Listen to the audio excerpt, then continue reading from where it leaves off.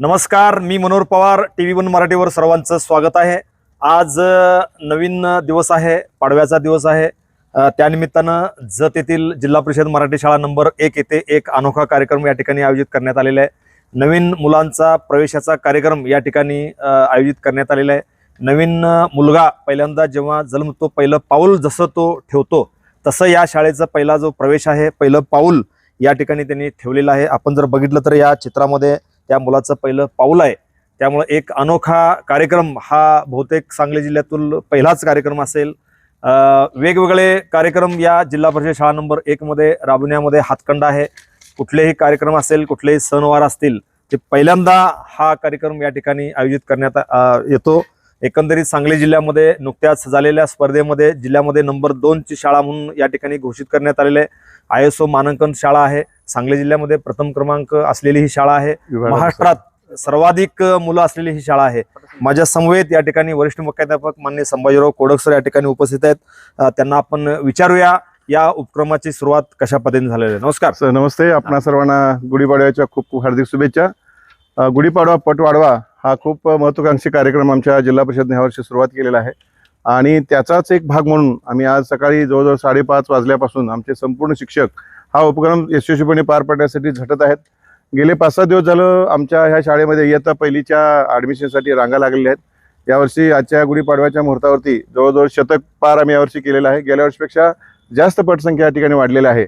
आमच्या सगळ्यात महत्त्वाचं पालकांचं, आमच्या शाळा व्यवस्थापन समितीचं, आपल्या सर्वांचं एकच टार्गेट असतं, येणाऱ्या प्रत्येक मुलांना शाळेमध्ये काहीतरी वेगळं वाटलं पाहिजे आणि मुलं रमलं पाहिजे. म्हणजे मुलं केंद्रित असे उपक्रम आम्ही सर्वसाधारणपणे यामध्ये शाळेमध्ये राबवत असतो. आमची जी शाळा व्यवस्थापन समिती आहे, शाळा व्यवस्थापन समिती, माझा संपूर्ण शिक्षक स्टाफ अतिशय तनमन लावून प्रत्येक नवीन ॲडमिशनला येणाऱ्या पालकांना एक शाळेबद्दलची आपुलकी वाटली पाहिजे, जिव्हाळा निर्माण झाला पाहिजे, ही भूमिका तयार ठेवून हा एक खूप छान पद्धतीचा सेल्फी पॉईंट विद्यार्थ्यासाठी तयार केला आहे. विद्यार्थ्याचं पहिलं पाऊल जे तुम्ही समोर आता पाहता, प्रत्येक विद्यार्थ्यांना आपल्यासमोर मी पहिलीमध्ये ॲडमिशन घेतल्यानंतर माझं जे पहिलं शिक्षणाचं पाऊल आहे त्याची सुरुवात कशी असावी यासाठी एक ओळख म्हणून त्यांची आयुष्यभर टिकून ठेवा यासाठी जे विद्यार्थ्यांची पावलं आम्ही ठिकाणी घेतलेली आहेत.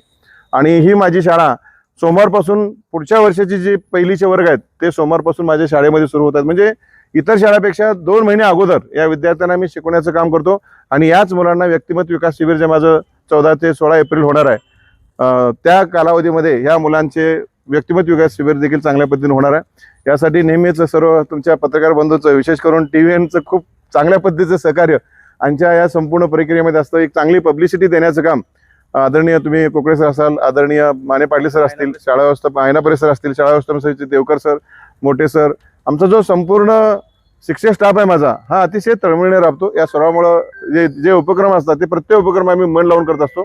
पालकाचा खूप मोठा प्रतिसाद आम्हाला आजच्या पट नोंदीसाठी मिळाला आणि जवळजवळ 50 ते 60 मुलं यावर्षी अजूनही वेटिंगला राहण्याची शक्यता आहे. कारण मला हे टार्गेट जे आहे 100-125च्या आसपास आम्ही पूर्ण करू शकतो. पण जी मुलं राहिले वेटिंगला ठेवून पुढच्या वर्षी ॲडमिशनची प्रक्रिया देतो. आपण आमच्या शाळेमध्ये उपस्थित राहिलात, आमच्या उपक्रमाची प्रसिद्धी देण्यासाठी आपण सहकार्य करता. आपलं या गुढीपाडव्याच्या निमित्तानं मनपूर्वक आपल्या TV1ला मी शुभेच्छा देतो आणि थांबतो. धन्यवाद. सध्या जर बघितलं तर संपूर्ण महाराष्ट्रामध्ये इंग्रजीचा ओढा हा बऱ्याच पालकांचा मोठ्या प्रमाणात आहे. जतमध्ये सुद्धा 3 ते 4 इंग्रजी मिडियमची शाळा आहेत. ते असताना सुद्धा तुमच्या शाळेकडे अनेक लोकांची गर्दी या ठिकाणी वाढत आहे. अनेक ॲडमिशनसाठी सुद्धा लोकांना या ठिकाणी रांगेत थांबवलं होतं. याचं कारण काय? या सगळ्याचं कारण आहे माझे शिक्षक, माझा शाळा व्यवस्थापन समिती आणि माझे पालकच.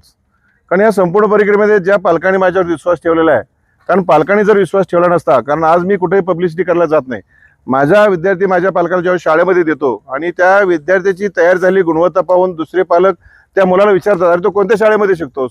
म्हणजे माझ्या शाळेमध्ये गुणवत्तावान तयार झाला विद्यार्थीच माझ्या दुसऱ्या मुलांना शाळेत आणण्याचा प्रयत्न करतो. हे सगळ्यात महत्त्वाचं. म्हणजे शैक्षणिक जे विविध स्पर्धा परीक्षा आहेत त्या सर्व स्पर्धा परीक्षेमध्ये माझा शिक्षक हा 24 तास राबत असतो आणि माझ्या वर्गातले विद्यार्थी जिल्ह्याच्या गुणवत्ता यादीमध्ये कसे येतील, राज्याच्या गुणवत्ता यादीमध्ये कसे येतील आणि प्रत्येक दिवस ना दिवस जास्तीत जास्त हा वेळ हा माझा शिक्षक शाळेमध्ये देतो. आणि स्पर्धा परीक्षेमध्ये कोणत्याही स्पर्धा असू, जिल्हा, विभाग, राज्य, एखाद्या स्पर्धेत सहभाग घ्यायचा म्हटला तर जीव लावून त्या ठिकाणी प्रयत्न करतो. यासाठी आमचे मुख्य कार्यकारी अधिकारी माननीय विशाल नरवाडे साहेब, माननीय शिक्षणाधिकारी गायकवाड साहेब, माननीय गट शिक्षणाधिकारी फरकांडे साहेब, विस्ताराधिकारी शेख साहेब, गवारी साहेब, मनोहर साहेब, वाघमारे सर, या सर्वांचं खूप मोठं सहकार्य या सर्वांच्या पाठीमागे आहे. प्रशासनाचा देखील भक्कम पाया आम्हाला या पाठबळ त्यांच्या आमच्या सोबतीला आहे. चांगला पालकाचं मला सहकार्य आहे, त्यामुळे हे यशस्वी करू शकतो. तुमच्या शाळेला वेगवेगळे बक्षीस मिळाले आहेत, विभागीय स्तरावर मिळाले आहेत, जिल्हा स्तरावर मिळाले आहेत, त्याविषयी काय सांगता येईल तुम्हाला? सन 2023-24 या वर्षामध्ये तालुका स्तरावरती माझी शाळा प्रथम क्रमांक आली, 3 लाखाचं बक्षीस जिंकलं. 2024-25 मध्ये माझ्या शाळेनं जिल्हा स्तरावरती द्वितीय क्रमांक मिळवला, त्याचं 5 लाखाचं बक्षीस मिळालं. यावर्षी विभाग स्तरावरती द्वितीय क्रमांक मिळवून 15 लाखाचं बक्षीस आम्ही यावर्षी मिळवलेलं आहे. म्हणजे एकंदरीत गुणवत्ता जी जिल्हा राज्य स्तरावरती ज्या ज्या पद्धतीने आम्हाला राबायचं आहे, हे राबत असताना माझा स्टाफ जो आहे रात्रंदिवस कष्ट करत असतो. रात्री गुणवत्ता मुख्यमंत्रीच्या ज्या स्पर्धा आहेत त्या स्पर्धेमध्ये रात्री 8-9 वाजेपर्यंत आम्ही प्रयत्न करतो. फक्त दिखावपणा कोणता आम्ही करत नाही. जी वस्तुस्थिती आहे, किती जरी कच्ची मुलं आली, त्या कच्च्या मुलाला तयार करण्याचं काम मी सर्वसाधारणपणे पालकांना मी दोष न देता माझे शिक्षक आम्ही प्रत्येक एका मुलावरती काम करतो आणि मुलं गुणवत्तापूर्ण कसं होतील ह्यासाठी मी प्रयत्न करत असतो. यावर्षी बऱ्याचशा गेल्या वर्षी ज्या 1ली ते 5वीच्या गुणवत्ता शिष्यवृत्ती परीक्षा झाल्या त्यामध्ये एकूण 46 विद्यार्थी आमचे गुणवत्ता धारक आहेत, शिष्यवृत्ती धारक आहेत. यावर्षी देखील त्यापेक्षा जादा मुलं या ठिकाणी स्पर्धा परीक्षा देतात. यात दुसरा एक महत्त्वाचा मुद्दा आहे की पहिलीमध्ये पट वाढण्याचं कारण पहिलीपासून आमच्या जिल्हा परिषदनं पतना गुणवत्ता शिष्यवृत्ती परीक्षा चालू केल्यामुळं की पहिलीपासून विद्यार्थी स्पर्धा परीक्षेची तयारी आमच्या शाळेमध्ये होते. त्यामुळं पट वाढण्याचं ते एक सगळ्यात मोठं साधन आहे. आणि विविध ज्या शालेय स्पर्धा आहेत, कथाकथन, गायन, वादन, झडपी आमच्या घेते, त्यासाठी देखील पालकांचा चांगला ओढा माझ्या शाळेकडे आहे. ओके, धन्यवाद सर. अतिशय सुंदर माहिती या ठिकाणी तुम्ही दिलेली आहे. माझं जत तालुक्यातील अनेक ज्या जिल्हा परिषद शाळा आहेत त्यांना आव्हान आहे की ही शाळा तुम्ही एकदा येऊन तुमच्या पालकांच्या सह एकदा बघायला काय अडचण नाही, सर्व शिक्षकांनी सुद्धा बघायला काय अडचण नाही. इथून पुढच्या काळामध्ये सुद्धा जिल्हा परिषद शाळा या टिकल्या पाहिजे यासाठी शासन स्तरावर सुद्धा अतिशय चांगल्या प्रकारे उपक्रम या ठिकाणी राबवले जात आहे. तुमच्या शाळेसाठी मला एवढंच सांगायचं आहे, चालण्यासाठी वाट असते, वाटेसाठी चालणं नसतं. उंच उंच भरारी घेणाऱ्याला आवाळाचं वजन असतं. इथून पुढच्या काळामध्ये सुद्धा जिल्हा परिषद शाळा तुमची या जिल्ह्यामध्ये उंच भरारी घ्यावे एवढंच मी तुम्हाला TV1 मराठीकडून शुभेच्छा देतो. धन्यवाद. Thank you sir. याच शाळेमध्ये आणखीन एक वेगळा उपक्रम या ठिकाणी त्यांनी राबवलेला आहे. माझ्या समवेत या ठिकाणी या शाळेच्या शिक्षिका विशाखा सावंत मॅडम या ठिकाणी उपस्थित, त्यांना आपण विचारूया. नेमकं या ठिकाणी सर्व पुस्तकं आहेत, त्यावरती संविधान आहे.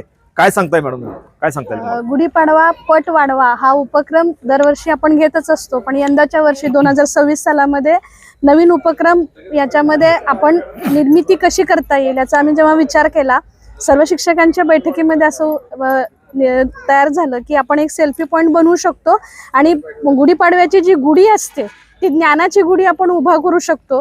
पण ज्ञानाची गुढी उभा करायची असेल तर मला पाठ्यपुस्तकांपासून सुरुवात करावी लागेल.